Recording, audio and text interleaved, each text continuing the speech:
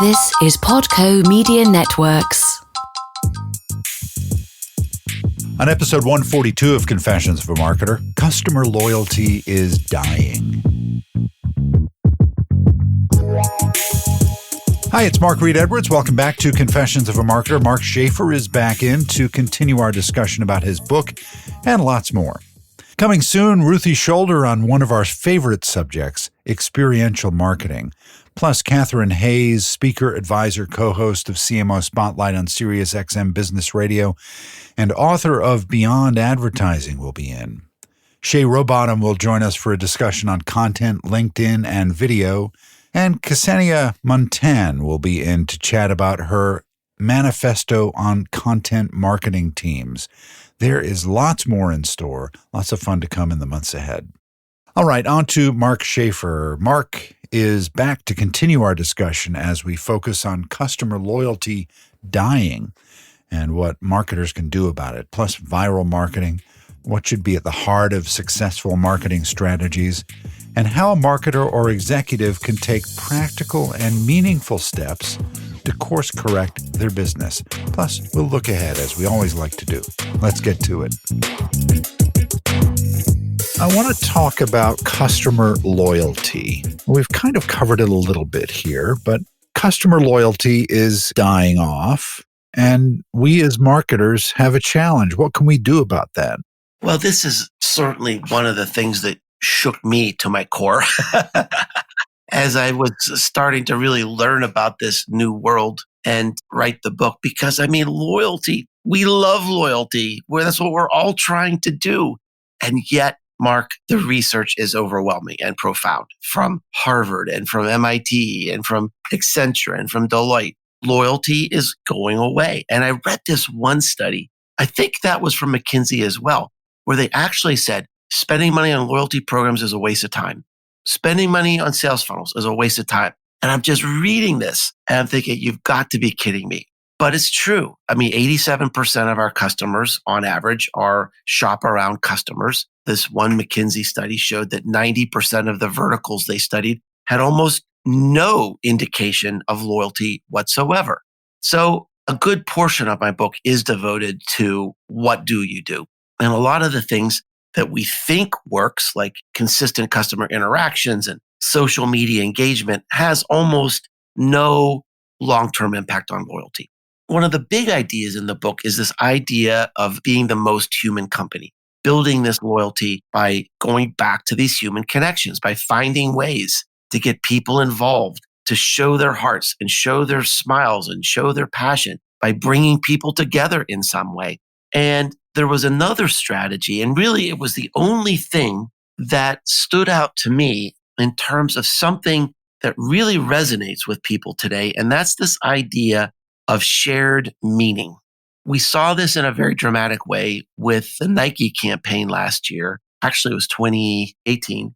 And the deal they did with Colin Kaepernick, who's a very polarizing individual.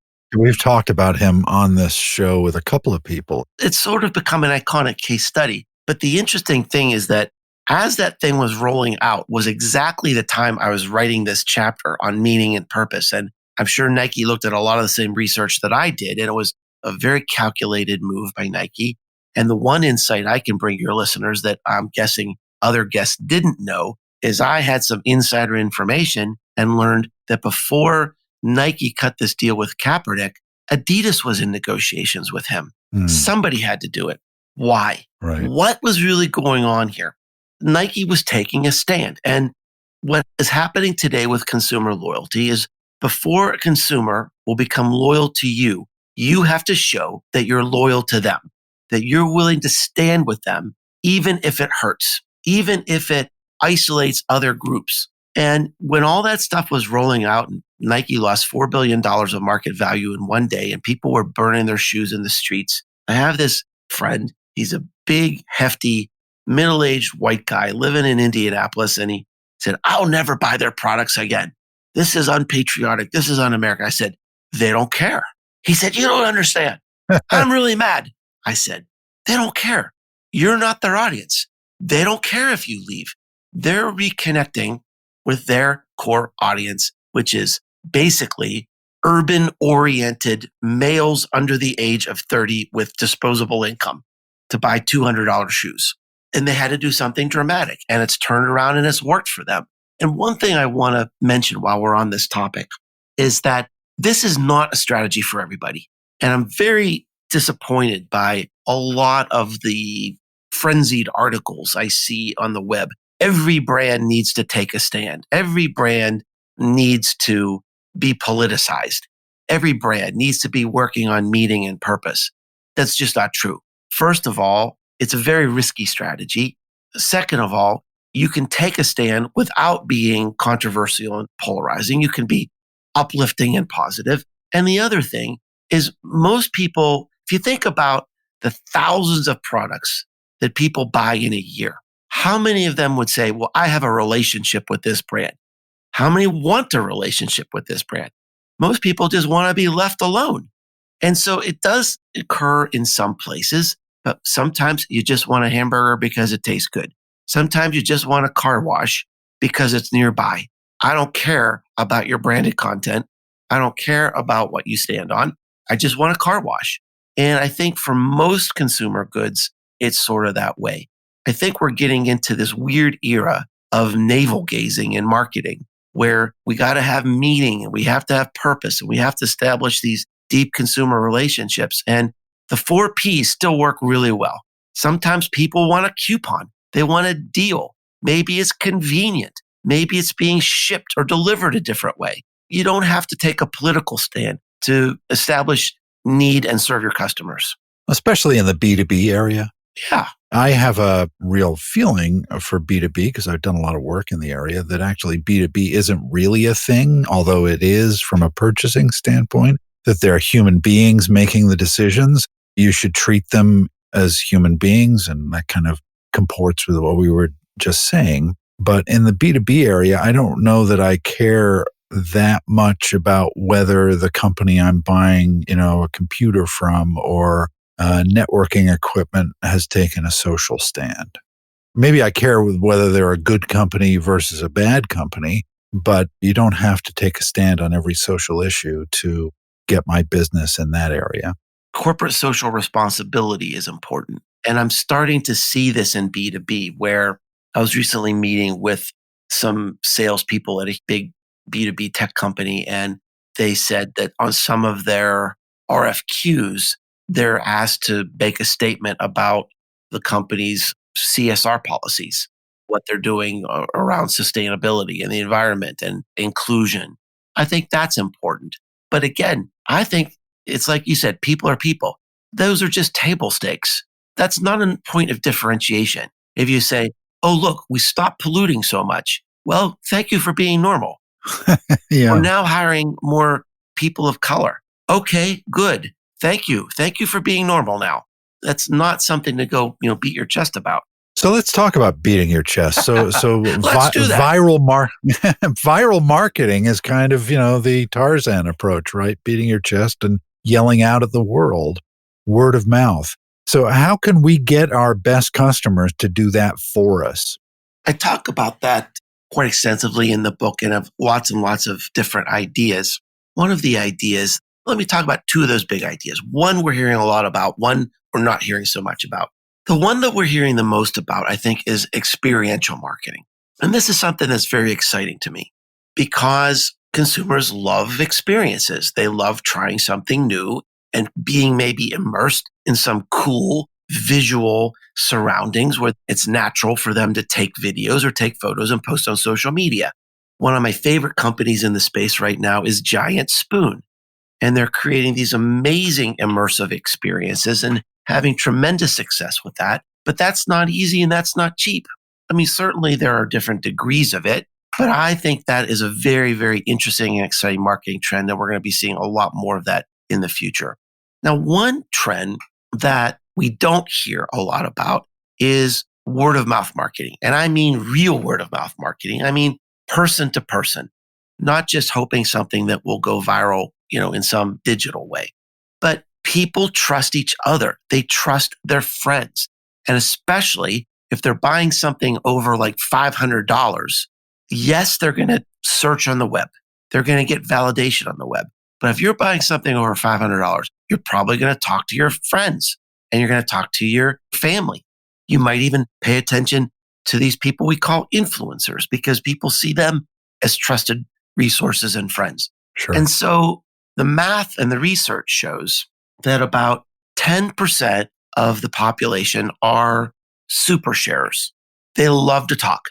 They love to share their stories. They can't wait when they hear something relevant and interesting and new. They can't wait to tell somebody about it, even if it's in line at the movies. Right. They form the heart of my Facebook feed. Right. They probably do. You're exactly right. How do we create these stories in a relevant and interesting way? And how do we get people to start sharing those stories? That is a really overlooked art and science, I think. And in this digital world where everybody's creating all this noise, not everybody's really trying to find ways to insert their stories into, the carbon-based world, into the real world where people are chatting and talking, especially, as we're recording this, it's around the holiday season. People are talking more than ever. They're at parties, they're at family gatherings. They're spending days and days and days together. And what are they talking about? What did they buy? What did they see? What television shows do they love? Word of mouth marketing is something that I think it's the oldest form of marketing, but in some ways, I think it's going to be sort of a retro trend that we're going to see more firms paying more attention to that.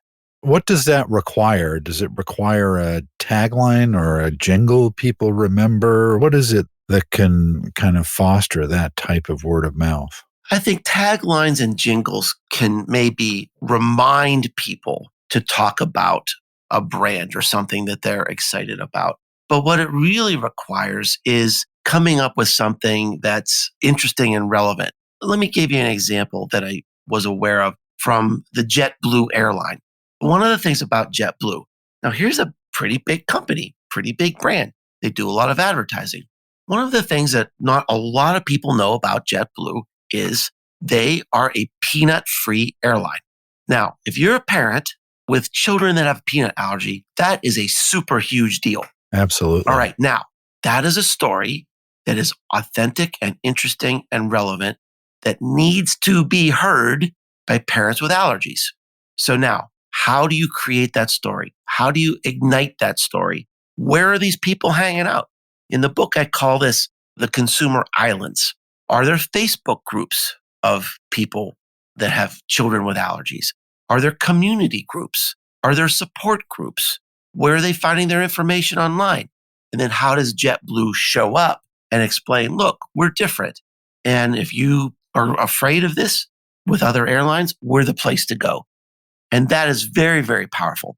If you start getting people who are vitally interested in that story, sharing that story, that's better than any advertisement you're ever going to take out. Can we take a look ahead?